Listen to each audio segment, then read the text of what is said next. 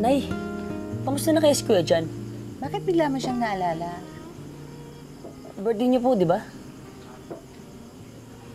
Oo nga, ano? Okay, Nene, pahinga ka muna dyan. Aling Bebe, kamusta po? Dok Jan, salamat. Napa-hospital na si Nini ko. Si Aling Baby naman, wala po yun. Alam niyo nang malakas kayo sa akin eh. Ngiti naman dyan. Palabiro ka pala. Wala yun. May nagkakagulo po sa labas. Aling Bebe, kayo muna pong bahala kay Nene ah. Babalik po ako.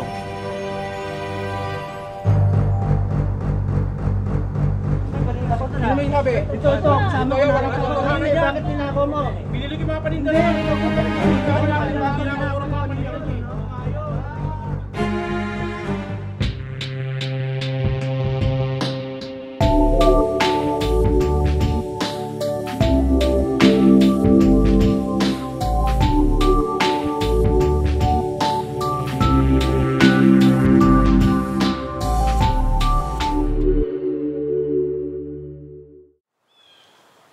Dok, paano po yan? Siguradong mamimiss ko kayo, pati ang mga pasyente at ang clinic natin. Sigurado ka ba sa gagawin? Yun na po talaga, Dok eh. Napakabata mo pa, very promising. Bakit gusto mo doon? Malapit po kasi talaga ang puso ko sa mga magsasaka. Ang isla pala ng Tinundan ay mahihalin tulad sa paglaganap ng manorialismo at feudalismo noon sa kanilang Europa. Kung noon may feudal lord na nakikinabang sa pinaghihirapan ng mga peasant, sa Tinundan, nariyan naman ang mayor na patuloy ang pagyaman dahil sa kanyang mga sinasakupan. Sa huling taon ng Roman Empire, maraming peasant ang nagbigay ng kanilang lupa sa mga noble, kapalit ng proteksyon. Ang iba naman, nawalan ng lupa dahil sa pagkakautang. Sa Tinundan, pag-aari ng pamilya ng mayor ang napakalaking bahagi ng isla. Ang hindi niya pag-aari, binili ng mura mula sa kawawang mga magsasaka. Pati ang lugar, para rin palang isang manor. Malakastilyo ang bahay ng mayor na pinaliligiran ng maliliit na bahay ng mga mamamayan. Nay, matagal na po ba sa Tinundan si Kuya John? Ang alam ko, nak, 2 taon. Ayaw nga siyang payagan na magtrabaho dun pero talagang gusto niyang tumulong sa mga tao dun. Bongbong, halika dito.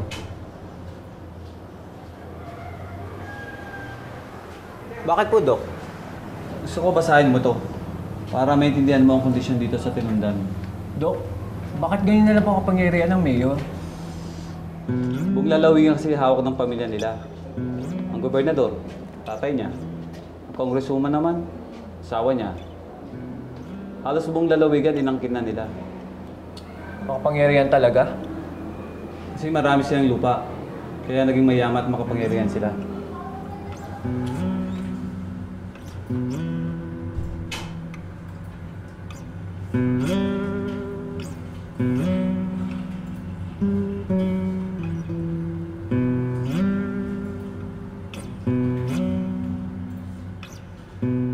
Ganito ang nangyari nang mamatay si Charlemagne. Naging makapangyarihan ang mga landowner at mga noble. Nabuo ang isang sistemang politikal kung saan namumuno ang mga may-ari ng malalaking lupa. Feudalismo ang namayani, kung saan lupa ang naging batayan ng kapangyarihan at yaman ng isang tao. At kung gusto ng isang tao ng proteksyong militar, lupa ang binibigay. Ang tawag dito ay fief. Ang pagbibigay ng fief ang nagbunsod sa sistemang feudalismo. Excuse me, minintay ka? Meron po. Tito ko po nasa loob. Nagpapa-check up. Swerte ng tito mo. Maraming bagong dating na gamot ngayon, galing kay Mayor. Si Mayor. Oo, libre yun. Ayoko pa rin sa kanya. Niloloko niyang mga tao. Bakit naman? Yung lupa namin, kinuha nila. Ngayon, si tatay nagsasaka sa lupa ni Mayor. Si Mayor? Paano nangyari yun? Umutang po si tatay kay Mayor dahil nakunan si nanay. Hindi agad nakabayad kaya kinuha yung lupa namin. Si Mayor? May pautangan? Opo. Pero nagtatago bilang foundation. Napakalaki nga ng interest. Kaya yun, si tatay nabaon sa utang. Napilitan tuloy siyang ibayad yung lupang minana niya kay Lolo. Napakahirap po ng sitwasyon namin. Parang wala lang pag-asang bumuti pa.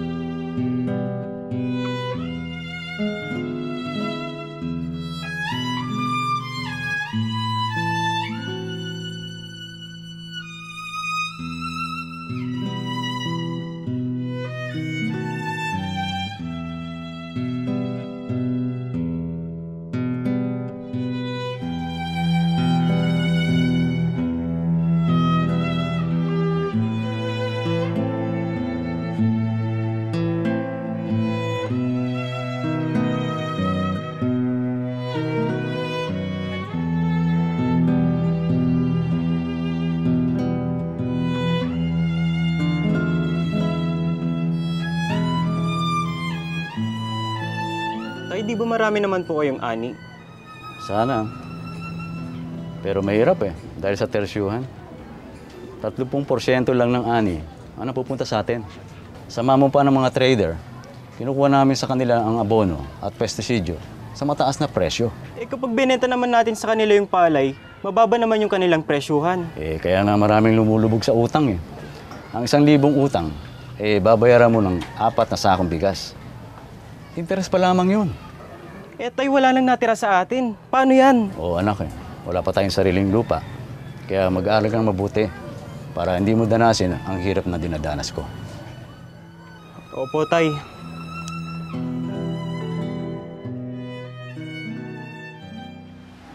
Excuse me, Doc. May bisita po tayo. Jerry daw po pangalan. Jerry? Sige. Sorry.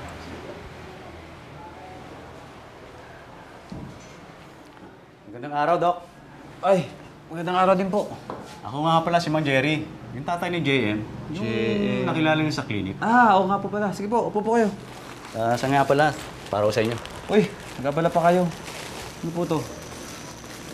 Uy, salamat po. Paborito ko po ang mga to. Salamat din po at nagustuhan niyo. Galing pa po yan sa lupang sinasaka ko May nakwento nga po pala si JM tungkol dito. Nabanggit niya na nagsimula ang sistemang ito sa atin nung panahon pa ng tatay ni Mayor George. Opo, isang malaking kaharian ang itinatag ng mga baylon dito sa Tinundan. Hindi ba yun napasa ilalim sa land reform? Hindi po Si tatay, akala niya mapapasa kanya ang lupang sinasaka niya. 11 taong tenant siya nang maging isa siya sa 300 beneficiary ng PD27. Ito'y batas noong 1972 sa panahon ng dating Pangulong Marcos. Naglalayong na maibigay sa mga magsasaka ang mga lupang sinasaka nila. Binali ang batas para paboran ng mga baylon. Mahirap talaga ang kalagayan ng mga magsasaka. Alam mo bang ang tatay ko isa rin magsasaka? Sunod-sunod na ang paglabag sa karapatang pantao. Sa panahon ni Marcos, maraming namatay na magsasaka. Hanggang ngayon, patuloy pa rin ang paglabag. Walang pagbabago. Ikaw, sasama ka ba? Magmamarcha tayo papuntang Dar. Paglalaban natin ang ating mga karapatan. Napagdesisyonan naming magmarcha papuntang Dar. Mga 8,000 tao, karamihan magsasaka. Malakas ang kutob ko na may mangyayaring masama. Hindi ko alam pero hindi maganda ang pakiramdam ko noon. Nung subukan namin tumawid ng Mindiola Bridge, biglang nagpaulan ng putok ang mga pulis. Napakaraming snipers, napakaraming machine guns. Narinig ko yung isang babae. Papatayin nila ako. Nagtago ko sa isang gilid at nakaligtas. Marami ang namatay at 300 ang nasugatan. Sa panahon ng panunungkulan ni dating Pangulong Corazon Aquino, naisabatas naman ang CARP o Comprehensive Agrarian Reform Program. Kilala din ito bilang RA 6657 of 1988. Isa itong pulisiya ng pamahalaan na tataguyod ng karapatan ng mga magsasakang walang sariling lupa, justisyang panlipunan at pagkakapantay-pantay sa mga lalawigan. Sa programang ito ay 8 milyong ektarya ng lupa ang ipinamigay sa mga magsasaka. Ngunit pinaunawa sa akin ni tatay na hindi sapat ang pamimigay ng lupa sa mga magsasaka. Sinabi niya na kailangan pa rin ang suporta ng pamahalaan sa pamamagitan ng kuryente, irigasyon, kapital at pamilyang bayan. Kung walang mga ito, patuloy na maghihirap ang mga magsasaka. At ibebenta o isasanlan lang ang mga lupa sa may mga pera. Patong-patong ang problema. Nagsisiksikan ng mga tao sa syudad dahil may hirap ang buhay dito. At dahil doon, maraming gumagawa ng krimen para mabuhay. Malungkot isipin pero ganyan talaga nangyayari dito. Mahalaga ang papel ng mga serf noong panahon ng feudalismo. Sinaka nila ang lupang nakalaan para sa mga lord. Gumawa sila ng tinapay at alak, nag-ayos ng mga daan, gusali at kung ano-ano pa. Tumulong din ang mga babae sa palayan at gumawa ng damit para sa pamilya ng mga lord. Tulad ng mga magsasaka, mahalaga ang papel nila para mapaayos at mapadami ang ani ng mga nagmamay-ari ng lupa. Ma'am. Yes, Jay? Hindi po ba nagrereklamo yung mga serf sa uri ng buhay na meron sila? Tulad ng mga pangkaraniwang tao noong medieval times, naniniwala ang mga serf na ang Panginoon ang siyang nagtalaga ng kanilang magiging katayuan sa lipunan, kung magiging nobleman sila o serf. Dahil dito, marami sa kanila ang tinanggap na lamang ang sitwasyon nila.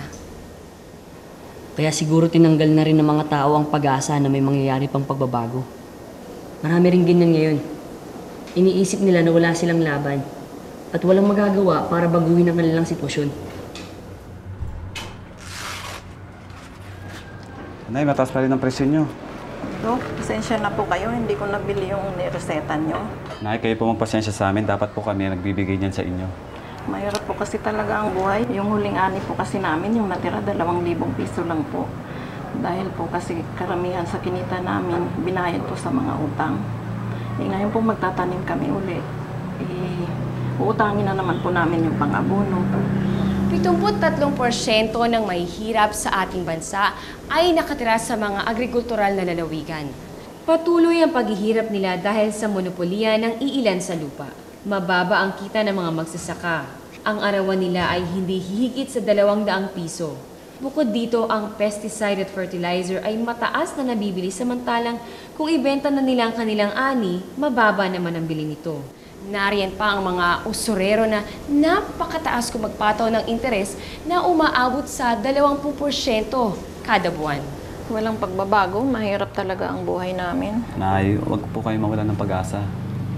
Mahirap po kasi talaga. Huwag po kayo mag-alala. Malapit na naman po ang eleksyon. Gawin ninyo ang lahat para marinig ang boses niyo. Sige po, Dok. Gagawin po namin ang aming makakaya. Wala pong mahirap kung lahat po tayo magkakaisa. Panalangin na lang po natin na maging maayos ang lahat. Sige po. Dok! Meron akong magandang balita. Gusto po, Jerry. Tutulungan kami ng isang NGO para ilaban ang apela namin sa lupa. Talaga po? Okay yan, maganda yan Kailangan lang ng mga taong magbibigay ng testimonya nila tungkol sa nangyari sa mga lupa namin. Madali lang po yan. Siguradong maraming tutulong sa inyo. Akala ko ba sasama ka? Pasensya ka na, Jerry. Ayaw ng gulo ni Mrs. Ayaw niya akong sumali sa mga ganyan. Ikaw, Ben. Jerry, magkaibigan naman tayo, di ba? Tatapatayin na kita. Nagbigay kasi sila mayor ng bigas. Sa sunod na buwan, baka mga dilata naman. Tapos? Nangako ako, di na muna magsasalita. Bakit ganun? Pasensya ka na. Baka yung iba pwede.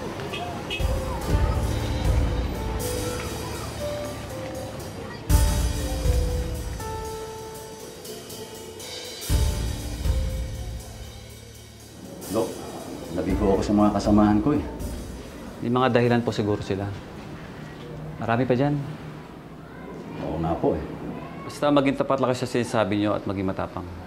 Kinakabahan nga ako ngayon Pero sige lang. Kasi kung hindi ngayon, kailan pa? Sila JM din, gumawa ng sulat para sa Senado para ipahatid ang ating kalagayan. Oh? Paano niyo nalaman? Pumunta po sila dito kahapon, pina-check yung sulat sa akin. Ngayon, kahit mga bata, gumagawa na rin ng paraan. Kaya nga, kung sila may ginagawang ganyan, dapat tayo din.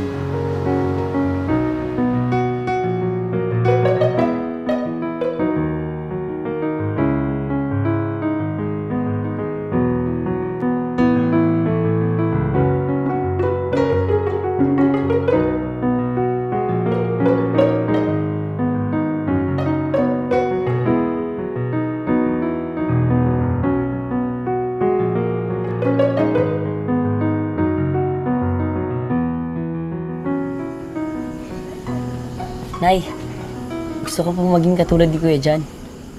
Paano?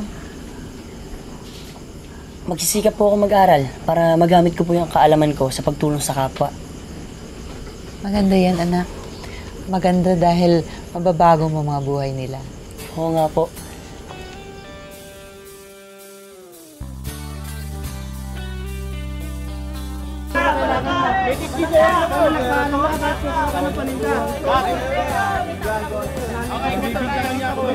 Tama na! Cut na nga! Paano nangyari yun? Umutang po si tatay kay Mayor dahil nakunan si nanay. Nabibili samantalang kung ibenta na nila ang kanilang ani, mababa naman ang bili nito. Hindi maganda ang pakiramdam ko noon. Yun! Goodie! Narinig ko yung isang babae. Papatayin nila ako. Huwag na, sorry. Pero siya ko na lang. Hindi ko naintindihan.